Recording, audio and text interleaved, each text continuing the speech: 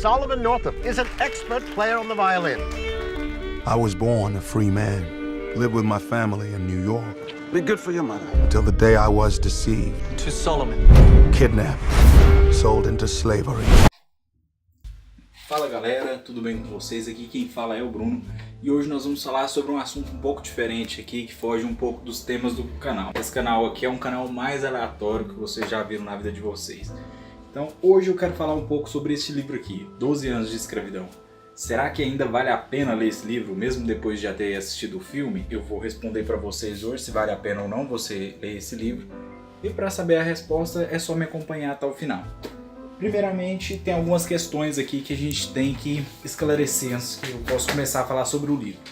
Primeiro de tudo é que nos Estados Unidos, ali por volta do ano de 1800, ele era dividido basicamente em duas partes. Tinha a parte norte e a parte sul. Tá, como que era feita essa divisão e o porquê que tinha essa divisão? A parte norte era uma parte que era mais abolicionista, o pessoal não gostava muito desse lance de escravidão. Já a parte sul, eles achavam que tinham o direito de escravizar as pessoas, então eles eram a favor que os negros trabalhassem suas lavouras e todas aquelas outras coisas horríveis que vocês sabem sobre a escravidão. Bom, e por falar nisso, sobre saber sobre a escravidão, eu te confesso que depois que você lê esse livro aqui, o seu conceito vai mudar muito, porque uma coisa é a gente ler nos livros de história sobre a escravidão, a gente vê alguma coisa assim, mas outra coisa completamente diferente é você ver o ponto de vista de uma pessoa que foi escravizada durante 12 anos. Então é o que acontece com Solomon Northup, que é o protagonista desse livro aqui. Ele nasceu no estado de Nova York, ele nasceu na parte norte dos Estados Unidos. Ele nasceu um homem livre, ele era um homem que tinha família, ele tinha propriedade, ele tinha amigos, e era um homem completamente livre, era inteligente, tocava violino, e por sinal fazia isso muito bem. E só que em um determinado momento da vida dele, ele foi sequestrado e foi levado para a parte sul do país, onde ele foi vendido como escravo, sequestrado e vendido como escravo, e lá ele ficou durante 12 anos. E o livro, o autor fala muito sobre isso, sobre a trajetória dele. Porque na verdade esse livro aqui é uma autobiografia.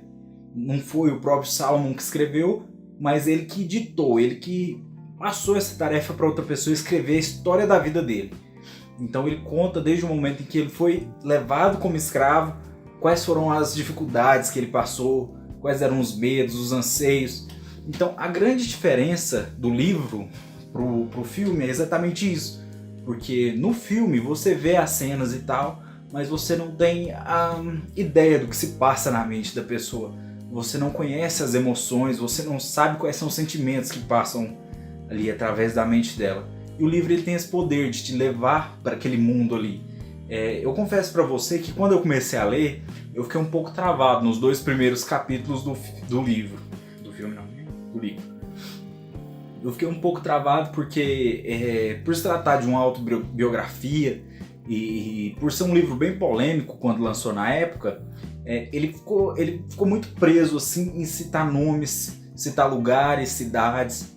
Então os 2 primeiros capítulos ficou bem amarrado mesmo, eu tive uma certa dificuldade para poder romper isso, mas eu te garanto, se você romper esses 2 primeiros capítulos, você vai amar o livro, porque ele tem uma narrativa muito gostosa, ele consegue te levar ali para aquele mundo ali, você consegue sentir, sabe, as mesmas emoções que aquelas pessoas passavam ali, você sente raiva dos senhores, você sente aquela apreensão. Teve alguns momentos que eu confesso que eu fiquei até emocionado, principalmente quando ele fala ali da alimentação que eles tinham, como que funcionava a vida dentro de uma senzala. Então eles recebiam ali o que eles chamavam de ração semanal, recebiam uma pequena porção de milho e de carne de porco. Então esse milho, às vezes eles torravam alguns grãos para poder fazer café, torravam e assavam o milho e faziam broas, e esse alimento tinha que durar a semana toda. E a carne de porco, como não tinha geladeira naquela época, eles tinham que defumar a carne de porco. Só que esse era um processo que não é 100% seguro, então às vezes essa carne de porco ela dava bicho. Só que ele tinha que comer mesmo assim, porque não tinha outra coisa. Então são algumas coisas assim que deixam a gente emocionado. É um livro que mexe mesmo com você assim. Eu te garanto que se você ler esse livro aqui, você vai se apaixonar. E o melhor de tudo é que esse livro aqui, ele é um livro muito barato. Eu comprei ele no sebo aqui da minha cidade e eu paguei só R$15, então eu achei muito em conta mesmo.